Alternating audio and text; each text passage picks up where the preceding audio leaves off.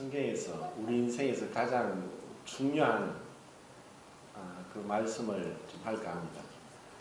이것은 너무 중요해서 또 소홀히 여길 수 있고, 또 이것은 뭐 한 번 이렇게 교제한다고 다 끝나는 것도 아니고 우리가 죽을 때까지 계속해서 우리가 삶 가운데서 실천해야 되는 부분입니다. 제목은 이제 사랑의 실천인데, 그냥 생각만 한다고 되는 게 아니고 정말 이 하나님 말씀에 비추어서 내가 정말 사랑하고 있는가. 지난 2월 10일 날 이제 결혼식 때 주례할 때 5분 안에 했던 말씀인데, 그걸 좀 더 자세하게 말씀을 드리겠습니다. 흔히 뭐 그런 얘기도 하죠. 같이 이제 구원받은 그리스도인 부부가 당신 천국 가서 내 아는 척 하지 마, 이런 얘기를 듣는다면 얼마나 비극적이겠습니까? 이 땅에서 같이 그 부부로 사는데, 야, 천국 가서는 이제 모른 척 하자. 사실 이제 우리가 우리 자신을 냉정하게 자기 성찰이 필요한데, 이것은 그 구원받은 그리스도인들에게 정말 중요한 겁니다. 그 자기 성찰, 그리고 자기 부인, 그리고 자기 비하, 자기 억제, 이러한 것은 성령의 능력으로 가능한 것이지, 주님이 그렇게 가능하게 하지 않으면 불가능합니다. 그리고 우리 힘으로는 이것이 참 이 생각만 한다고 되는 게 아니고, 정말 내 자신이 얼마나 더 이 말씀에 사랑하고 있는가, 그리고 내가 변하고 있는가, 그리고 나로 인해서 나의 옆에 있는 내 이웃이 누굽니까? 내 옆에 있는 사람입니다. 부부일 수도 있고, 부모일 수 있고, 자식일 수 있고, 또 아니면은 형제 자매일 수 있고, 또 교회 성도들, 뭐 회사 동료들, 내 옆에 있는 사람이 이웃입니다. 그래서 우리에게 주어진 내 이웃을 내 몸과 같이 사랑하라 하는 이 말씀이 어떻게 내 삶에 적용되고 있는가를 보는 것은 정말 중요합니다. 자, 고린도전서 13장을 보겠습니다. 1절부터 3절까지 같이 읽겠습니다. 시작.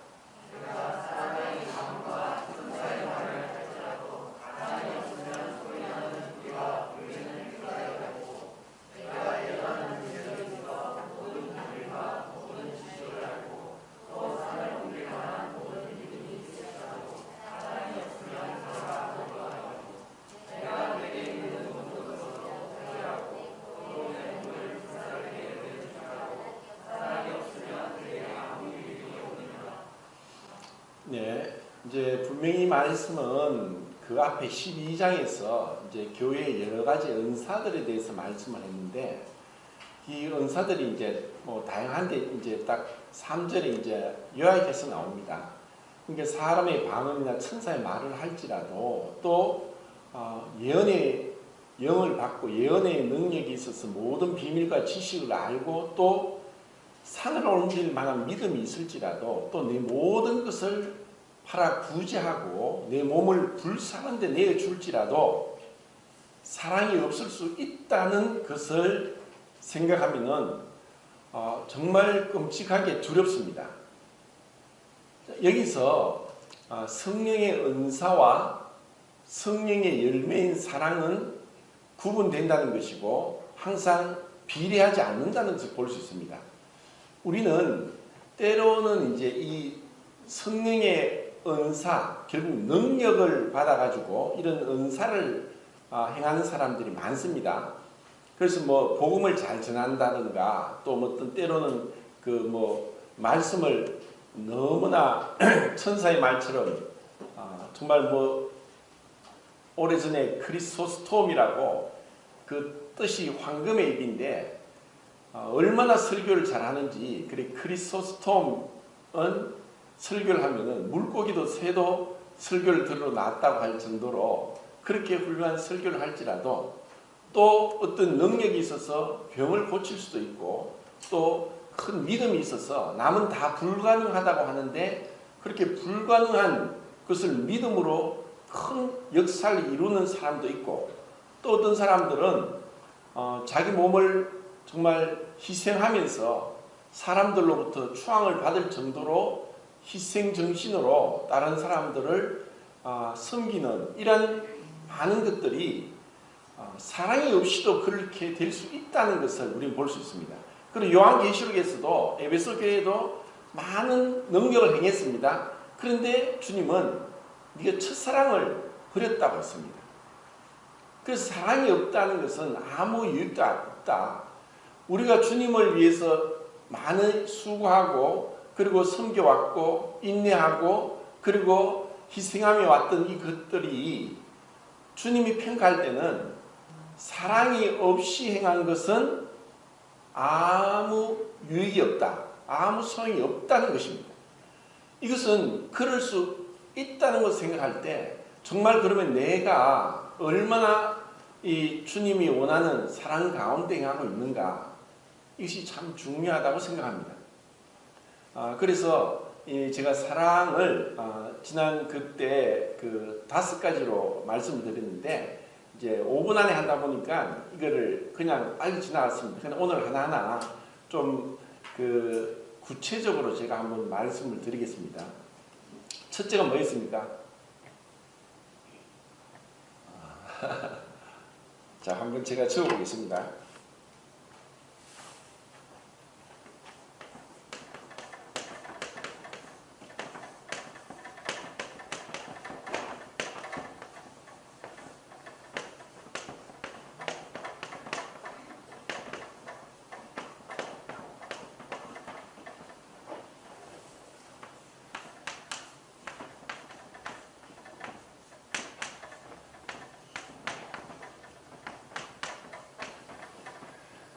제가 이 5가지 배려, 용납, 인내, 존중, 헌신을 눈, 귀, 코, 입, 손 이렇게 이제 대비를 시켜서 말씀을 드리겠습니다. 우선은 그 용납이란 이것은 우선 우리가 이것을 생각할 때 주님께서 나에게 행하신 것, 주님께서 이 우리에게 있는 5가지 감각을 통해서 우리에게 말씀을 하시고 그 사랑을 표현하셨습니다. 그리고 우리로 하여금 이 주님이 행하신 것처럼 우리도 주님을 따라가라고 하는 것입니다. 만약에 우리가 이 주님께서 행하신 주님을 닮고 주님의 형상을 본받기 위한 그런 믿음이 없다면은 세상에서 가르치는 윤리나 도덕 이상이 되지 않습니다. 세상에서도 얼마든지 이런 배려는 있습니다. 이것을 세상에서는 에티켓이라고 하고 또 아니면 뭐 사회 예절 아니면은 뭐 그 사회적인 생활을 하는데 필요한 이러한 배려가 없으면은 사회생활하기 힘듭니다. 그런데 여기서 우리가 배워야 될 것은 그런 인간적인 차원에 머무는 것이 아니라 주님께서 우리를 어떻게 보셨는가? 자, 마태복음 9장에 보면은 주님께서 이제 그 무리들을 보시고 36절에 나옵니다. 무리를 보시고 목자 없는 양과 같이 그렇게 방황하는 자들을 보고 불쌍히 여기신다. 주님은 그들을 보셨습니다. 그들의 형편을 보았습니다. 그리고 요한복음 5장에서는 베데스다 연못가에 수많은 병자들이 모여 있습니다. 그런데 가장 오래되고 병이 심한 38년 된 병자를 주님이 보셨습니다. 주님이 보시고 그냥 지나치지 않았습니다. 누가복음 10장에서 그 선한 사마리아인 비유를 통해서 주님이 말씀합니다. 10장 34절에 레인이나 율법사는 다 강도 만나서 급한 죽은 자를 지나쳐 갔습니다. 그런데 사마리아인은 그 강도 만나 죽은 거의 죽은 자를 보고 그를 불쌍히 여기고 그를 주막으로 데려가서 치료하고 여비를 주고 돌아올 때까지 치료해 달라고 부탁까지 했습니다. 우리가 무엇을 보느냐, 그리고 그 보는 것은 마지막 손하고 연결됩니다. 그리고 두 번째 귀는 입하고 연결되고 중간에 코가 있습니다. 마치 우리 몸에 그 코가 중간에 있듯이, 자, 이 모든 것이 하나님이 우리를 만드셨고 이 만드는 감각을 통해서 사랑을 어떻게 실천하는가를 우리에게 말씀하고 있습니다.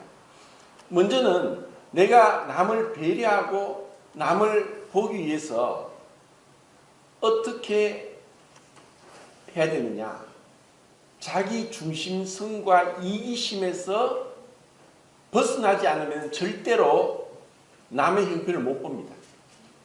그런 사람이 누굽니까? 부자와 거지 나사로를 볼 때 거지 나사로는 정말 굶어 죽을 지경이고 몸도 온데 성한 데가 없는데 부자는 그러한 거지 나사로가 눈에 들어오지 않았습니다. 왜냐? 자기 만족에 취해 있으니까. 디모데후서 3장 1절 2절에 말세에 고통한 때가 이르리니 사람들이 자기를 사랑하고 돈을 사랑하고 쾌락을 사랑하고, 우리가 남을 사랑하기 위해서 첫 번째가 바로 이 배려입니다. 이 사랑은 어떤 누군가의 대상이 아니고 대상이 어떤가가 아니라 정말 나의 인격이고 신앙이고 나의 인간 됨됨입니다. 여기서 우리가 착각하는 것은 내가 어떤 내 마음의 조건에 맞는 어떤 사람을 사랑하겠다. 그게 아니라 사랑이란 관계 안에서 이루어지는 것입니다. 왜 우리가 자식을 사랑하느냐? 내 자식이라는 관계이기 때문에. 부모도 마찬가지입니다. 왜 우리가 사랑하느냐? 부부가 왜 사랑하느냐? 부부의 관계가 되었기 때문입니다. 그런데 사람들은 그런 관계를 우선으로 해서 관계 안에서 어떤 사랑을 하는 것이 아니라 지극히 이기적이고 자기중심적으로 내 마음에 좋으면 사랑하고 싫으면 사랑하지 않습니다. 그래서 자기 마음에 자기 이기심 가운데서부터 사랑을 시작하니까 이 사랑이 뭔지를 모르고 자기만 사랑하다가 죽어서 지옥 가는 겁니다. 그러면 이 배려라는 것은 쉽게 말해서 남이 좋아하는 것을 하는 것이고, 남이 좋아한다면 내가 싫어해도 그것을 하는 게 배려입니다. 또 다르게 말하면 내가 좋아해도 남이 싫어하면 내가 그것을 하지 않는 것이 배려입니다. 그런데 사람들이 이런 배려를 어쩌면 가장 가까운 사람에게 하지 않기 때문에 정말 이 사랑으로부터는, 이 사랑의 첫 번째 출발점은 이 배려입니다. 이 배려가 없으면 더 이상 우리가 더 깊은 데로 그 인격적인 그 친밀한 그 사랑의 관계로 들어갈 수가 없습니다. 자기를 기쁘게 하지 않고 상대방을 기쁘게 하고자 하는 것이 사랑의 출발인데, 그럼 우리가 자문을 해볼 수 있습니다. 나는 정말 내가 원하는 대로, 내가 하고 싶은 대로 내가 하지만 내가 이렇게 하는 것으로 해서 상대방이 싫어한다면 내가 하지 않아야 되는데 우리는 그렇지 않습니다. 구원 받았든가 받지 않았든가 고집스럽고 자기 중심적이고 이러한 것들에 우리는 너무나 익숙해져 있습니다. 그렇다고 해서 제가 이렇게 말씀을 드리는데 저라도 온전히 그렇게 하느냐? 못합니다. 우리는 어쩌면 죽을 때까지 이것을 알고도 잘 못합니다. 그래서 이제 이 배려 이후에 이제 그 5가지가 같이 계속 우리는 내가 이미 이뤘다 함도 아니요. 이 도달한 것도 아니고 이 목표를 향해서 위에서 부르신 부름의 상을 향해서 달려가는 그 과정 가운데 있습니다. 우리가 이 육신을 벗고 이 몸의 구속함을 입고 신령한 몸을 받았을 때, 그리고 마귀가 무중행에 갇히고 새로운 세상으로 새하늘과 새 땅이 왔을 때야 우리는 이와 같은 이 사랑이 자연스럽게, 그리고 너무너무 깊이 있게 이러한 사랑을 우리는 하게 될 것입니다. 그러기까지는 우리는 정말 내가 얼마나 상대방을 기쁘게 하느냐. 자, 로마서 15장을 보겠습니다. 15장.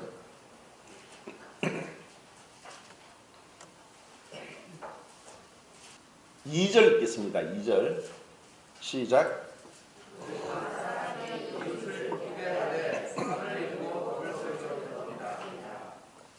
3절.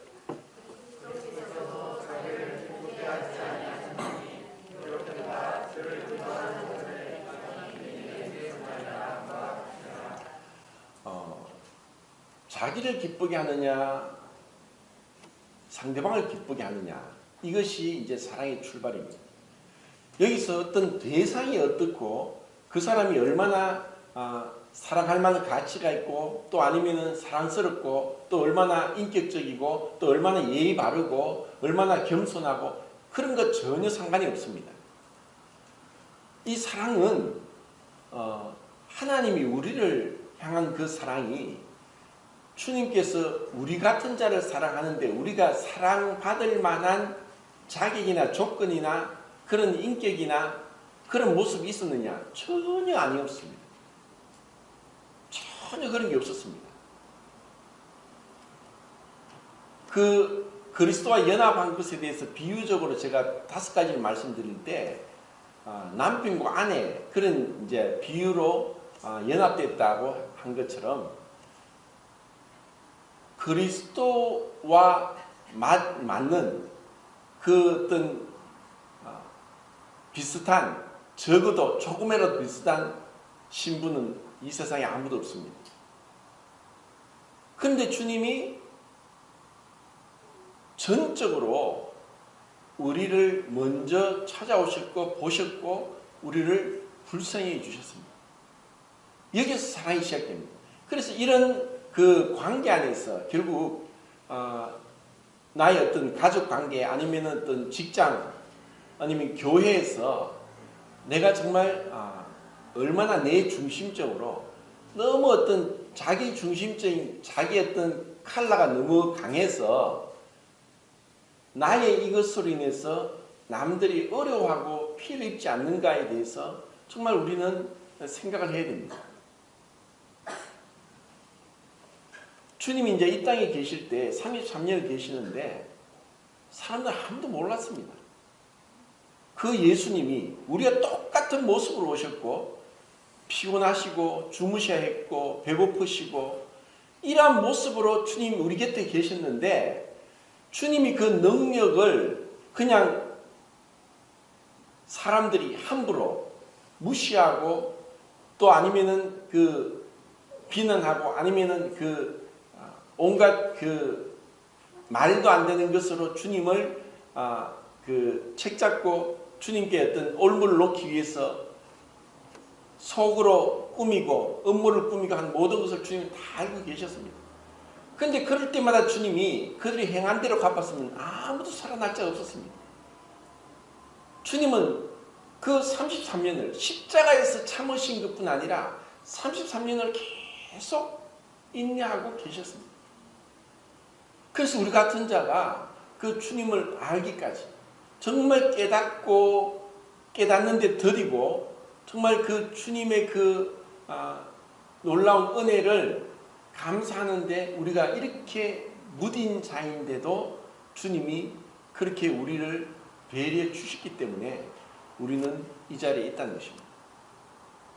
내가 얼마나 내 이웃을 기쁘게 하기 위해서 내가 나의 기쁨과 나의 시름도 불구하고 상대방을 기쁘게 하기를 원하느냐, 이것을 우리가 배워야 되고, 이런 것을 배우지 못하면은 결혼한다고 갑자기 되는 게 아닙니다. 제가 이제 이때까지 뭐 한 60년 살면서 참 많은 사람들을 보는데 나이가 든다고 해서 철드는 것도 아니고 또 결혼 생활 오래 했다고 사랑을 하는 것도 아니고 전혀 그것을 못 배우고도 나이가 들고 죽을 때가 가까이 온다는 것이 너무나 비극입니다.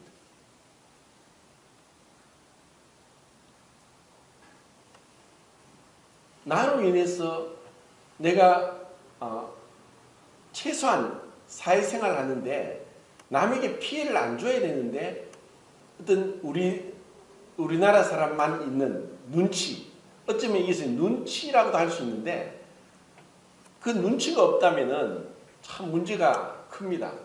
제가 지금 눈치가 없어가지고 남들이 싫어하는지 뭐든지도 모르고 그냥 저 혼자 이제 그 표정도 못 보고 얼굴도 못 보니까 눈빛도 못 보니까 참 이제 애로사항이 많습니다. 그런데 이런 이제 그 상대방을 배려해서 그를 기쁘게 하기 위한 그 마음 씀씀이가 사랑의 출발이고 이것을 내가 배우고 행하지 못하면은 정말 다른 사람을 사랑하기 힘듭니다. 자, 이제 두 번째는 그 용납인데 내가 아무리 그 상대방을 기쁘게 하고자 할지라도 우리에게는 육신의 그 정욕이 있고 또 나의 이기심이 있고 고집이 있기 때문에 어쩌면 죽을 때까지 변하지 않는 게 있어요. 그는 자기가 뭐 유전적인 요인과 환경적인 요인이 이제 플러스 돼서 이거를 나는 그렇게 안 하면 안 되는데 상대방은 그게 또 싫다면은 배려를 하려고 해도 우리의 연약함으로 우리의 이기심으로 고집으로 배려가 안 될 때 우리는 용납해야 됩니다. 그 용납이라는 것은 많은 사람들이 이제 뭐 임사 체험을 해서 천국을 갔다 와서 이런 얘기를 하는 걸 많이 이제 들어보셨을 겁니다.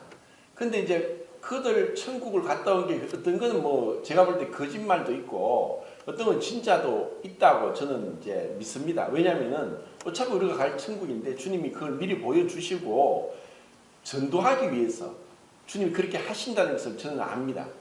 그런데 이제 그런 천국 갔다 온 사람들이 어떤 천국에 대한 공통적인 어떤 느낌을 뭐라고 제가 이렇게 판단하냐면은 천국이 어떤 곳이냐, 나라는 사람을 무한히 용납해 준다는 그 느낌을 받는다는 것입니다. 내가 어떠한 조건도 없이 그리낌 없이 내가 용납되어 접근하는 그 느낌, 그것이 하나님의 사랑으로부터 오는 것입니다. 그 사랑은 그 대상이 사랑할 만하고 또 인격적이고 도덕적이고 그게 아닙니다. 사랑이신 그분이 우리를 그리스도 안에서 무한히 용납했다는 것입니다. 그럼 왜 우리는 이러한 용납에 대해서 쉽게 되지 않느냐? 아담 이후로 범죄하여서 에덴 동산에서 쫓겨났습니다. 그래서 아담의 후손들은 모두가 다 무엇이 있느냐? 내가 쫓겨났다는 그 아담으로부터 내려오는 그 버림받은, 그리고 내가 인정받지 못한 것으로 인해서 모든 사람에게는 남에게 인정받고자 하는, 남에게 잘 보이고자 하는 그러한 것들이 있다는 것입니다. 그리고 이것이 죄로 인해서 선악과를 먹음으로 자기의 벌거벗은 것을 가리고자 하는 것처럼 끊임없이 자기의 어떤 결점을 숨기고자 하고 자기의 장점만 드러내고자 하는 이러한 어떤 심리가 우리 모두에게 내재되어 있기 때문에 어쩌면 우리는 살아가면서 인간관계를 통해서 때로는 가장 우리가 용납받고 사랑을 받아야 될 부모로부터 내가 그러한 용납을 받지 못한다는 것을 경험함으로 인해서 살아가는 인생 가운데 많은 장애가 있고 그것으로 인해서 내가 나도 모르게 어려움을 겪을 수도 있다는 것입니다. 그런데 실제로 어떠한 가정에서는 부모에게서는 어떤 인간관계에서든지 나를 있는 그대로 용납해 줄 사람은 아무도 없습니다. 어쩌면 우리는 우리 자신도 내 자신을 용납 못할 정도로 우리는 삐뚤어져 있고 우리 안에 죄성은 말할 수 없이 크고 무겁습니다. 그러다 보니까 이런 용납받지 못한 것으로 인해서 우리는 우리 나름대로 또 다른 스스로의 율법을 만들고 스스로 그 자신의 세계 안에 갇혀서 사는 사람들이 너무 많습니다. 그런데 정말 우리가 주님의 그 은혜로 구원받고 내 안에 그리스도의 영, 양자의 영이 우리에게 인쳐지고 성령이 내주하시면서 우리가 이 구원의 기쁨 가운데 그 구원의 안전과 확신 가운데 들어올 때 우리에게 제일 먼저 이제 나는 더 이상 뭔가 더 내가 다른 사람들에게 인정받기 위해서 또 내가 뭔가를 더 이루기 위해서 이러한 것들 모든 것들이 다 사라지면서 안식, 평강, 기쁨 가운데 들어가게 되는 것이 바로 구원입니다. 이게 거듭남입니다. 근데 그 거듭남이 우리에게 그 순간적으로 언젠가 모르게 오지만 이것이 계속적으로 내가 주님 안에 용납되었다는 것을 알기 위해서는 우리는 하나님 말씀 가운데 그 말씀이 나를 이끌고 주장하고 말씀 가운데 들어갈 때 우리는 이 말할 수 없는 용납으로 들어갈 수 있습니다. 내가 그런 용납을 받았다면 우리는 다른 사람을 용납할 수 있습니다. 그런데 우리 인간관계의 문제와 갈등, 싸움 그것이 어디서 오느냐? 용납을 못하기 때문에 오는 것입니다. 용납이 안 되는 거예요. 그것은 어쩌면 자기 자신이 자기가 원하는, 자기가 싫어하는 이러한 모습들을 상대방에서 보기 때문에 나는 용납을 못하겠다는 그러므로 인해서 스스로 자기의 그 감옥에 갇혀지는 것입니다.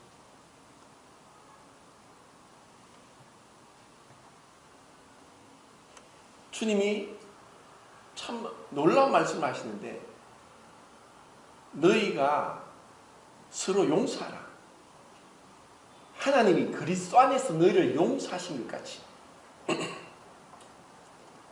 70번씩 7번이라도 용서하라. 우리는 기준이 있습니다.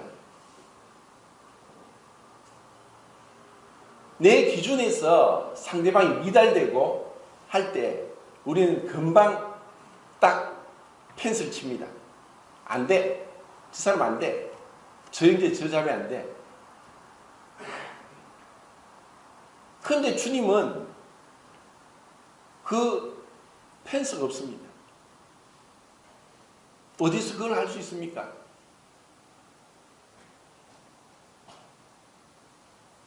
그 베드로도 어떻게 보면은 주님이 가장 힘들고 어려울 때 주님을 부인했습니다. 주님은 그 모든 조건을 없이 용납하시는 겁니다. 누구든지 오너라. 수고하고 무거운 짐진 자들아 다 내게로 오너라. 다만 정말 자기가 자기의 위선 가운데 죄악 가운데 주님께 나오기를 싫어하고 감히 주님을 시험하고 주님보다 자기를 높일 때는 용납받기 어렵습니다. 주님이 그 범죄한 자들, 세리라고 창기들 그런 비도덕적이고 사람들에게 손가락질 받는 사람들은 용납하셨지만 정말 사람들 앞에 존경받고 또 거들먹거리는 이런 종교인들, 바리새인들은 주님 용납하지 않았습니다. 자기의 죄를 깨닫지 못하고 있는 가운데, 그래서 어쩌면 우리에게도 우리가 이런 조건을 내세워서 저 사람이 저러니까 나는 안 되겠다, 저 사람이 용납이 안 된다. 근데 그 용납을 우리가 내 기준에서 내 생각에서 하면은 절대로 주님이 원하는 용납이 불가능합니다. 이것을 제가 귀라고 생각했는데 우리는 내가 들은 대로 또 말을 합니다. 이 귀는 사실 그 입하고 연관되죠. 그러다 보니까 우리 마음에 가득한 것을 입으로 말하는데 내가 남이 나를 싫어하고 좋지 않은 그런 어떤 편견을 가지고 있고 오해를 하고 있고 할 때 그런 내 자신을 이제 상대방이 그렇게 나를 보고 있다 할 때 우리는 똑같이 그를 향해서 똑같은 모습으로 대응을 합니다.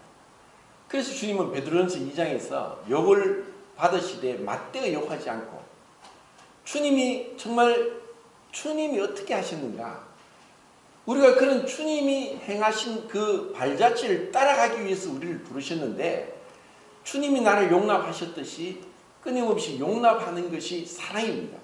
그런데 세상 사람들은 이것을 모릅니다. 주님을 모르니까. 주님이 사랑이시죠. 그래서 그 사랑의 깊은 데로 들어가지 못하는 것입니다.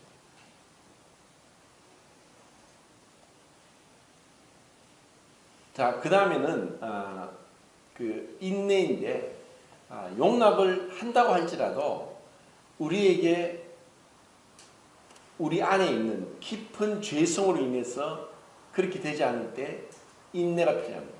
이것을 그냥 풀어 말하면 오래 참음입니다. 아까 찾았던 고린도전서 13장 4절에 사랑에 대해서 열거할 때 첫 번째가 뭡니까? 오래 참고입니다.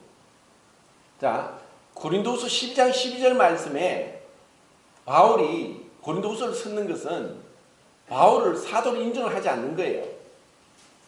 그래서 바울은 내가 사도라는 것을 사람들에게 증명하기 위해서 그 서신을 썼습니다. 그런데 12장 12절에서 사도의 표된 것들을 얘기합니다.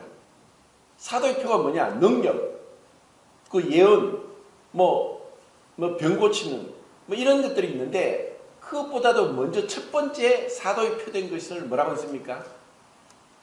인내라고 했습니다. 인내. 인내를 우리는 어디서 배울 수 있습니까? 히브리서 12장에서 주님이 죄인들이 이같이 한 것을 참으신 주님을 우리가 바라볼 때 주님이 그 십자가에서 정말 그 하나님이신 그분을 향한 말할 수 없는 모욕까지 합니다. 네가 하나님이면 지금 내려오너라. 너도 구원하 우리도 구원해봐라.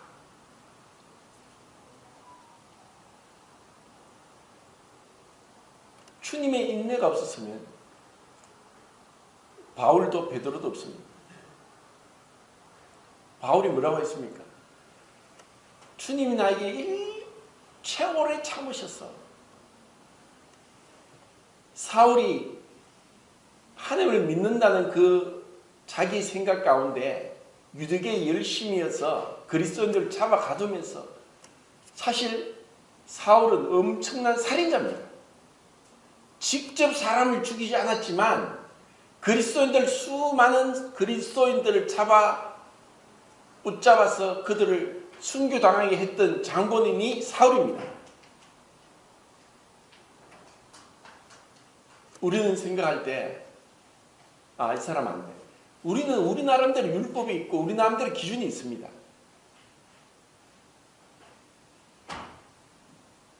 우리가 그런 사울을 제자로 삼을 수 있겠는가? 우리는 불가능합니다.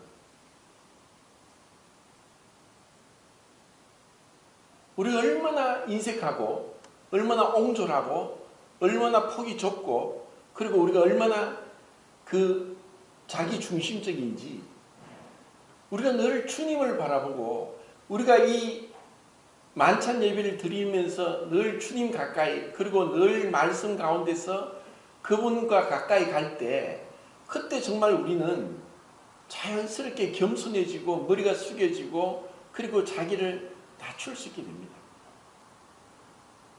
주님은 우리를 향해서 자 인내라는 것은 제가 이게 감각에서 코로 했죠. 레위기에 보면은 하나님께서 기뻐하시는 게 있습니다. 그것이 바로 제사인데 제사 때 그 제물이 불태워지는 것을 하나님이 흠령하신다. 그 향기를 기뻐하신다. 그 태워지는 그 연기를 하나님이 기뻐하신다는 겁니다. 이게 무슨 말입니까? 왜 그렇게 그분이 그걸 기뻐하실까요?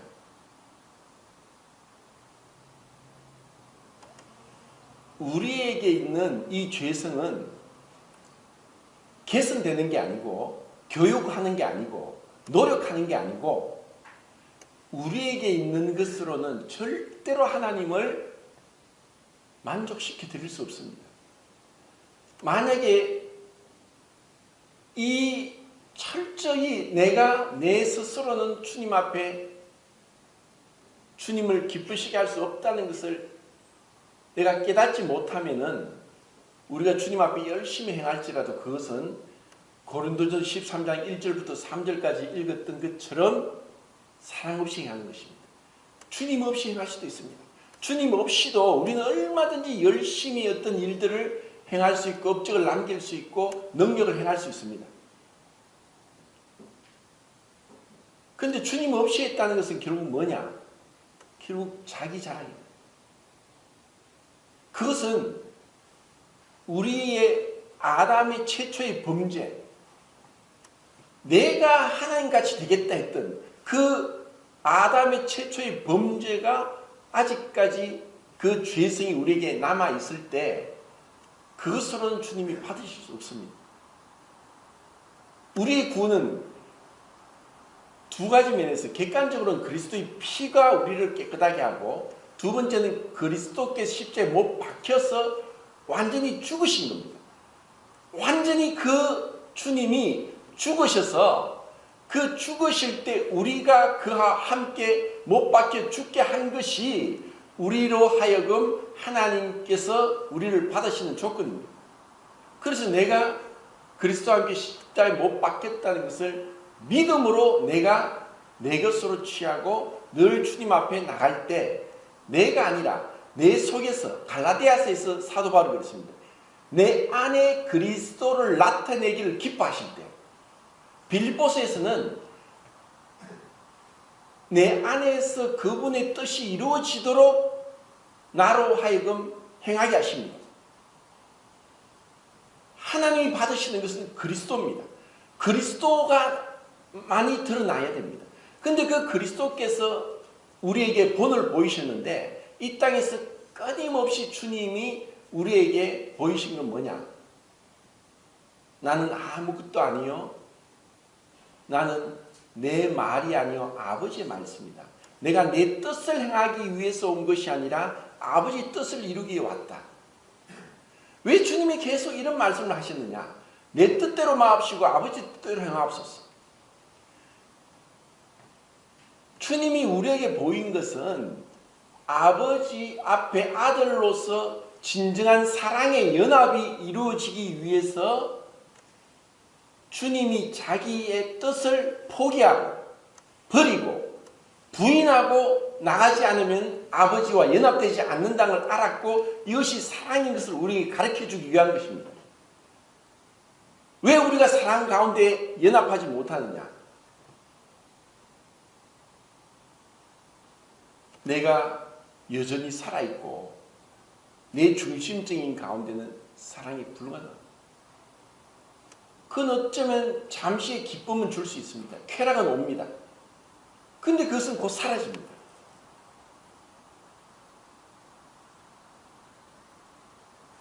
누군가 생각할 때, 아, 저 사람은 나를 행복하게 해줄 거야. 저 사람은 정말 내가 저 사람을 끝까지 사랑할 수 있을 거야. 문제는 상대방이 아니라 내 자신이라는 것입니다. 내가 그리스도와의 어떤 관계 속에서 내가 얼마나 내 안에 내가 죽고 그리스도가 나타나도록 하느냐는 그 믿음으로 주님을 드러낼 때에 그때 우리는 사랑할 수 있는 것이고 사랑을 계속 깊은 데로 들어갈 수 있는 것입니다. 제가 이제 이런 조금 이제 무겁게 이런 교제를 이렇게 하는 것은 이 결혼 준비를 하면서 참 이게 정말 뜻대로 되지 않는 거예요. 그래서 어떤 이제 그 사역을 잘하는 것은 중매를 잘하는 것이다. 이렇게도 이제 얘기도 하고 또 어떤 유명한 또 그 사역자는 나는 절대로 중매하지 않는다 하고 처음부터 선언하는 분도 있습니다. 너희들이 알아서 하라고.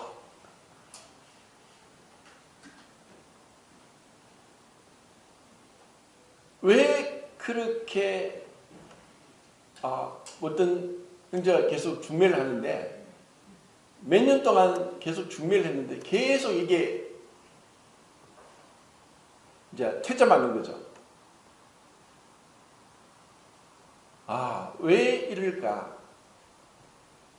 정말 우리가 제가 볼 때 정말 성경적인 결혼관 그것은 단순히 어떤 결혼이 어떤 뭐 남녀가 만나서 한 가정을 이루는 것이 아니라 모든 것에 있어서 회복되는 것입니다. 어떤 회복입니까? 하나님이 정한 질서의 회복입니다. 질서. 그 질서는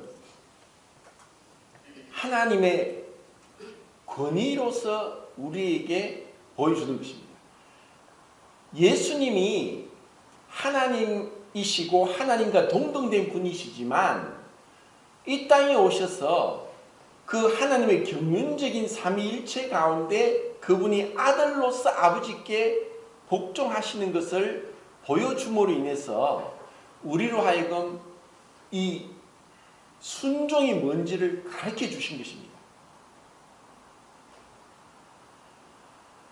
자, 그 구약 성경에서 참 우리가 그냥 쉽게 지나가는 부분인데 어떻게 보면 오늘날 만약에 그렇게 했으면 정말 이게 난리가 나고 이게 만약에 큰 문제가 될 수 있는 그런 사건이 하나 있는데 야곱이 이제 형을 피해가지고 그 외삼촌을 이제 바단 아람으로 갔죠. 거기서 그때 나이가 몇인 줄 압니까? 야곱의 나이가 거꾸로 계산하면 되는데 야곱이 총리가 된 요셉을 만나러 갔을 때가 몇 살이었습니까? 130세였죠. 그리고 이제 17년을 아들하고 있다가 죽게 되는데 야곱이 그 사랑하는 요셉과 몇 년을 같이 살다가 죽은 줄 알고 헤어졌습니까? 17년입니다. 자, 하나님이 정말 놀랍게 그 우리에게 별것 아닌 것 같지만 정말 하나님이 그 은혜가 나타나는데 그러니까 그 야곱이 그 요셉을 낳았을 때는 91세였습니다. 그리고 그 바단 아람에 갔을 때 20년 있다가 다시 이제 돌아오는데 거의 71세 가까이 됐을 때 야곱이 정말 제 생각에는 뭐 20, 30살 어린 라헬을 보고 좋아했던 것 같습니다. 그래서 그 라헬을 얻기 위해서 돈이 없으니까 7년을 죽으라고 고생을 했습니다. 그런데 결혼식 끝나고 그 다음날 보니까 레아였습니다. 그것은 야곱만 몰랐습니다. 레아도 알았고 라헬도 알았습니다. 라헬도 레아도 몰랐다면 거짓말입니다. 어떻게 그걸 모를 수 있습니까?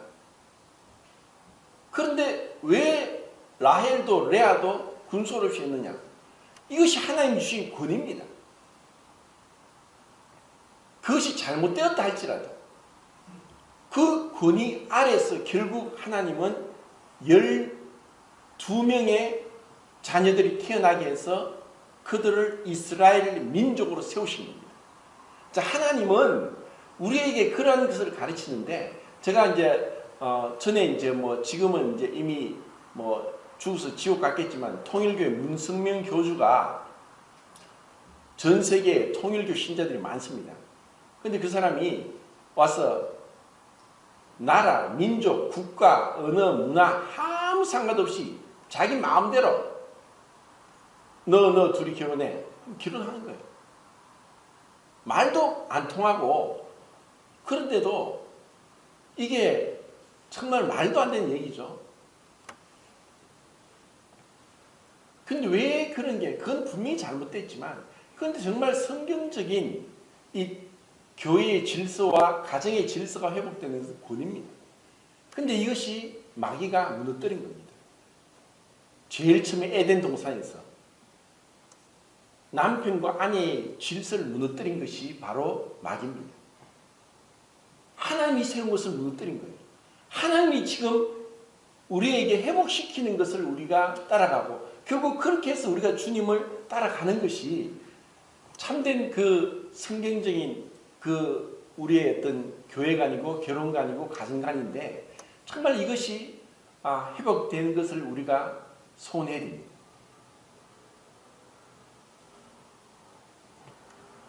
그것은 뭐냐?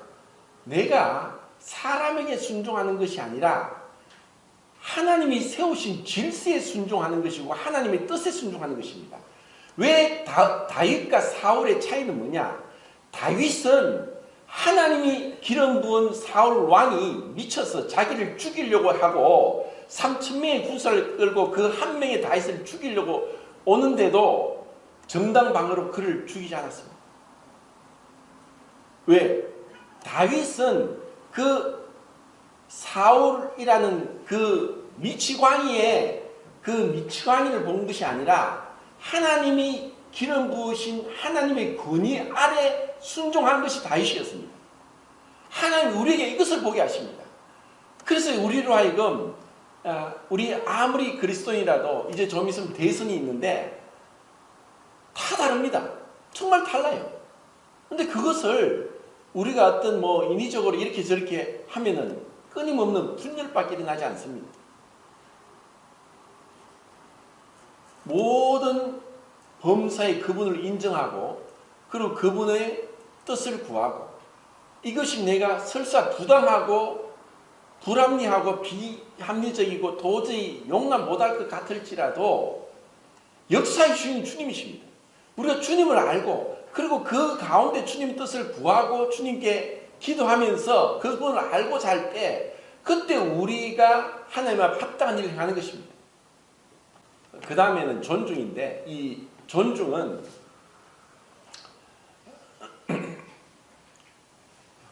이 땅에 있는 법칙과 하늘에 있는 법칙이 똑같은 게 있는데, 땅에서 무엇이든 심는 대로 거둔다는 것은 당연한 이치입니다. 근데 그것이 하늘나라에도 같습니다. 하나님 불의치 않습니다. 히브리서 6장 10절 말씀이 뭡니까? 하나님은 불의치 아니하사 너희가 성도를 섬긴 것과 이제도 섬기는 것을 잊어버리지 않는다고 했습니다. 사람은 잊을지라도 하나님이 절대로 잊지 않습니다. 하나님이 정확하게 계산합니다. 그리고 우리의 생각에 지나도록 그분은 우리를 상 주십니다. 그래서 우리가 믿음으로 사는 거예요. 세상이 어떻고 또 아무리 형편이 어떻고 교회가 어떻고 남들에게 핑계대고 환경을 탓하고 그러지 않고, 정말 그 한나가 위대한 것은 그 사사시대를 종결짓는 아들 사무엘을 낳았다는 것입니다. 그런데 그 한나가 사무엘을 어떻게 낳았습니까? 그때 제사장이 누구였습니까? 엘리였습니다. 엘리는 그 아들 흠리와 비나스도 불량한 두 아들을 두었을 뿐 아니라 자기도 비대해서 이미 하나님의 음성을 듣지 못한 때가 오래됐습니다.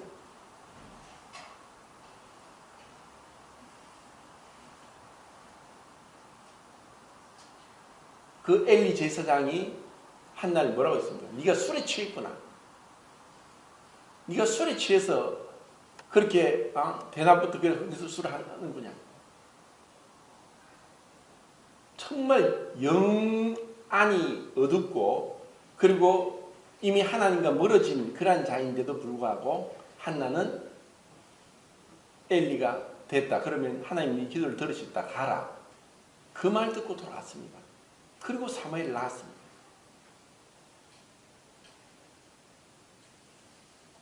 하나님이 정말 우리에게 이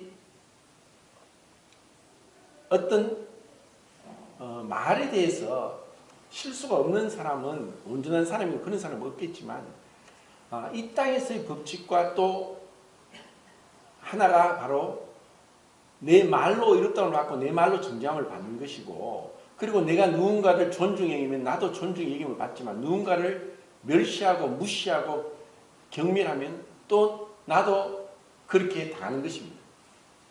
지금 이제 이런 사랑의 그 반대는 뭐냐 하면은 자기 중심적인 이기심이고, 그리고 무시하는 것이고, 참지 못하는 것이고, 그리고 함부로 행하는 것이고, 함부로 말하는 것이고, 그리고 자기만 기쁘게 하는 이러한 모습들, 이러한 것들에서 내가 벗어나기 위해서는 주님을 묵상하는 것밖에 없습니다. 그리고 가능하면 내 혀에 재갈을 먹이고 입을 말을 하는 데 있어서 말뿐 아니라 내 마음으로도 정말 존중히 여기게 됩니다. 우리는 사람을 볼 때 우리의 어떤 기준에서 자꾸 이렇게 판단하는데 그가 어떨지라도 어떻게 주님이 변화시킬지 모릅니다. 만약에 그 사울과 같은 사람을 그전에 알고 있었는데 주님이 그를 다메섹 도상에서 만나서 극적인 회심을 했습니다.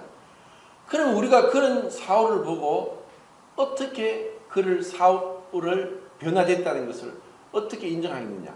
왜냐하면 이전의 사울을 우리는 너무나 잘 알고 있으니까 믿지 못하고 또 존중하지 못할 것입니다. 그런데 바나바는 그런 사울을 인정했고 용납했고 존중하고 사도들에게 소개했고, 그렇게 해서 사울이 이 사역을 시작하게 된 것입니다. 정말 내 마음 중심에서 정말 남을 보이는 대로 평가하지 않고, 보이는 것은 빙산의 일각입니다. 그래서 우리는 쉽게 제가 참 많이 그랬던 것 같은데 쉽게 판단하고 쉽게 그것을 단정하고 쉽게 비난하고 비판했던 그러한 모습들이 참 부끄럽기 그지없습니다. 우리가 앞으로 이제 주님 부르실 때까지 이 존중을 배우면 참 좋겠습니다. 그것을 배우면 가정에서든 교회에서든 직장에서든 내 기준에서 어떤 랏대를 붙이고 사람을 평가하는 것이 아니라 모두가 다 주님이 나를 존중하셨다. 주님이 나 같은 자를 불쌍히 존중히 여기셨다. 그것을 생각하고 우리는 이 존중을 배워야 될 것입니다. 에베소서 4장입니다.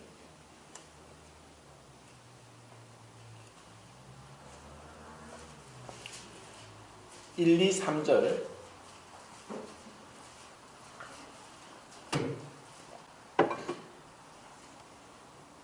시작.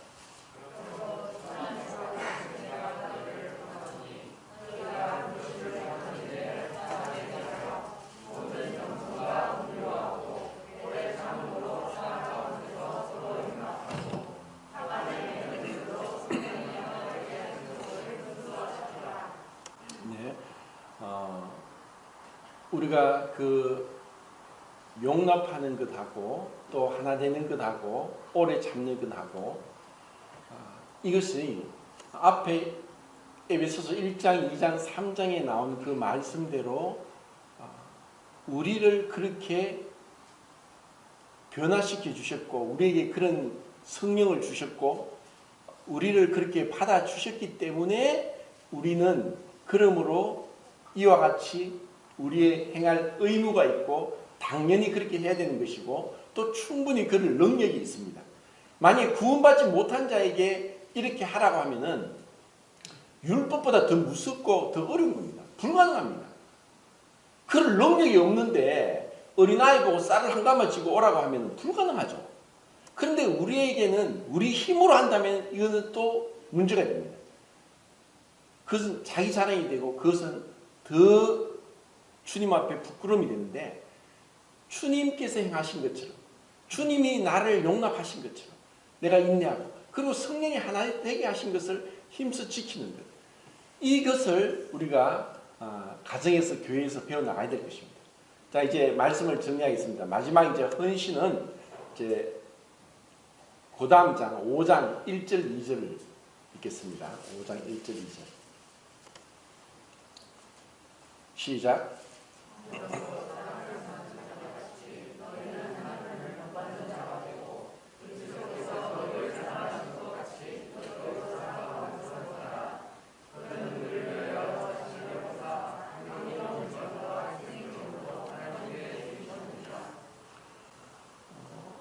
자, 주님께서 이제 우리를 위해서 자기를 버리시고 그 향기는 제물과 생축으로 하나님께 드리셨다.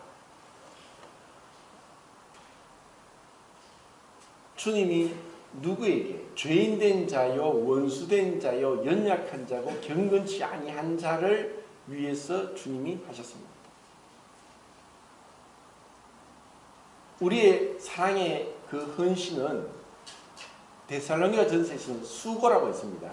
사랑하면 반드시 수고가 따릅니다. 그리고 그 수고를 수고라고 생각하지 않고 어떤 그 삭소로 생각하지 않고 은혜로 행하는 것입니다. 그리고 우리가 믿음이 있을 때 역사가 일어나고 그리고 소망이 있을 때 인내가 있다. 그렇게 이제 그 표현을 했는데 이 사랑에 있어서는 이 5가지가 항상 같이 서로서로 연관이 되는 것입니다. 이것이 사랑이지 사랑은 감정이 아니라서 사랑의 감정은 호르몬에 의해서 분비가 돼서 짧게는 6개월 길면 3년이면 끝이 납니다. 호르몬 영향으로 인해서. 그리고 사람들이 생각하는 그런 어떤 환상들도 깨어지지만 이것은 뭐냐? 상대방이 어떠냐에 상관이 없습니다. 결국 이 결혼도 그렇고 교회 생활도 그렇고 가정 생활도 그렇고 하나님이 나를 그리스도를 닮고 그리스도를 본받고 그리스도의 형상이 내게 이루어지게 하기 위한 하나의 도구로서 우리에게 주신 것입니다. 상대방이 문제가 아니라 환경이 문제가 아니라 내가 정말 이러한 환경 가운데 주님의 그 섭리 가운데 주님의 섭리와 주권을 인정하고 내가 그 앞에 굴복하면서 범사의 주님 앞에 감사하면서 이 가운데 주님의 뜻이 어떻게 나타나는가? 주님이라면 어떻게 행하실까? 주님이라면 어떻게 이 가운데 내가 행하게 하실까?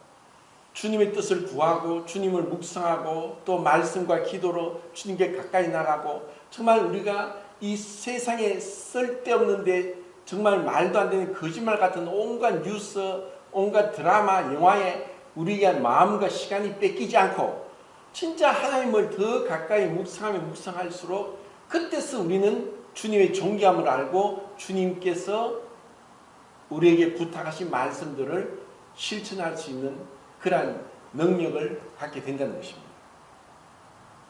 이것이 우리에게 이 천국에 가기 전까지 천국을 경험하고 누리는 축복입니다.